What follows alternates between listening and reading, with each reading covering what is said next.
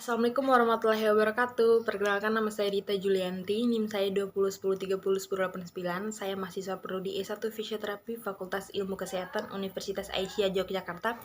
Jadi untuk melengkapi tugas praktikum saya dengan menjelaskan pengertian serta penyebab dari penyakit endometriosis.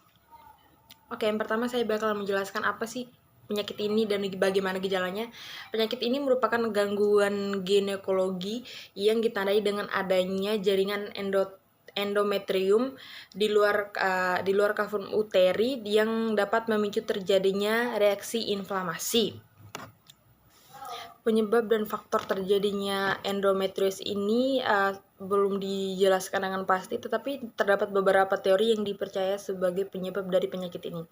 Yang pertama, teori menstruasi Rothgard. Teori ini ditemukan oleh Samson pada tahun 1927, di mana dia menjelaskan bahwa terjadinya di mana terjadinya refluks darah, yaitu darah yang dimana darah menstruasi mengalir masuk melalui saluran ketuba falopi di dalam rongga pelvis. Darah yang berbalik ke rongga peritoneum diketahui mampu berimplementasi pada permukaan peritoneum dan merangsang metaplasia atau merusak atau menghancurkan peritoneum, yang kemudian dia akan merangsang angiogenesis yang dimana membuat jaringan baru yang bersifat merusak. Namun pada saat ini teori ini belum dipercaya sebagai penyebab utama terjadinya penyakit endometriosis. Yang kedua itu terdapat teori imunologik dan genetik, yang dimana teori ini menyatakan bahwa gangguan pada menstruasi pada wanita yang menderita endometriosis, yang dimana penelitian yang bernama Dwanski mendapatkan adanya kegagalan dalam sistem pengumpulan dan pembuatan zat sisa menstruasi oleh makrofag dan fungsi sel neofil yang menurun pada endometris. Kemudian selanjutnya terdapat teori metaplasia, yang dimana teori ini dikemukakan oleh Robert Mayer, yang dimana ia menyatakan bahwa endometriosis terjadi karena rangsangan pada sel-sel epitel yang berasal dari sel epitel selomik pluripotent atau sel tumor yang menempel. Biasanya sel ini dapat mempertahankan hidupnya di daerah pelvis sehingga membentuk jaringan endometriosis. Kemudian teori selanjutnya adalah teori embolik, limfatik, dan vaskular, yang dimana teori ini dikemukakan atau menjelaskan mekanisme terjadinya endometriosis di daerah luar pelvis. Di daerah ventroperitoneal memiliki banyak sirkulasi limfatik, yaitu. Kemudian sempat diadakan beberapa penelitian yang dimana penelitian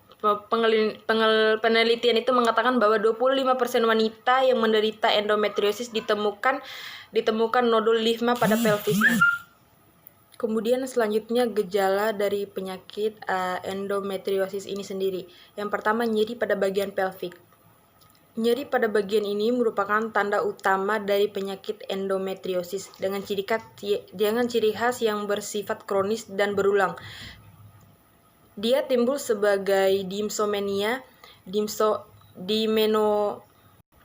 Gejala nyeri ini biasanya terjadi 28 sampai 48 jam sebelum menstruasi dan meradang beberapa saat setelah menstruasi ini terjadi.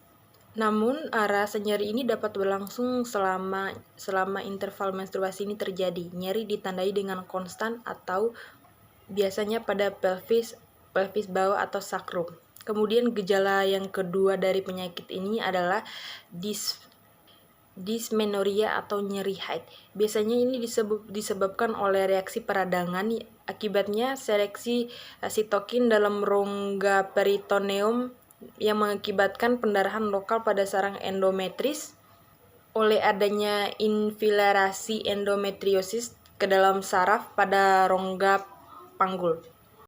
Kemudian gejala selanjutnya atau gejala ketiga dari penyakit ini adalah dyspareunia yang merupakan keadaan nyeri yang terjadi pada saat berhubungan seksualiti atau seks, yang dimana klasifikasinya menjadi primer atau nyeri muncul pada saat memulai bersenggama, dan rasa tak nyaman pada saat bersenggama dirasakan setelah dimulainya sensasi bebas nyeri saat bersenggama, karena akibat menempelnya jaringan endometriosis ini secara komplit di dalam ruangan rahim.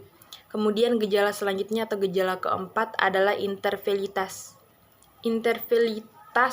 Endometriosis diagnosanya hampir 2 kali lebih sering kepada wanita. Pada wanita interventil dibanding wanita ventil, karena itu endometriosis harus dicurigai setiap kasus infertil. Efek endometriosis ini pada fertilisasi atau kesuburan terjadi karena gangguan pada lingkungan rahim sehingga perkataan sel telur yang sudah dibuahi pada dinding rahim menjadi terganggu. Artinya sel ini dapat mengganggu atau menghancurkan sel rahim yang telah dibuahi karena sifatnya metaplasia. Kemudian cara pemeriksaan dari penyakit ini adalah yang pertama dengan melakukan uji laboratorium, yang kedua melakukan pembedahan laparoskopi, yang ketiga dengan USG atau ultrasonografi, kemudian yang keempat dengan melakukan MRI, kemudian untuk yang terakhir dengan melakukan uji anatomi patologi. Sekian yang dapat saya sampaikan, lebih dan kurangnya saya mohon maaf. Wabillahi taufiq wal hidayah. Wassalamualaikum warahmatullahi wabarakatuh.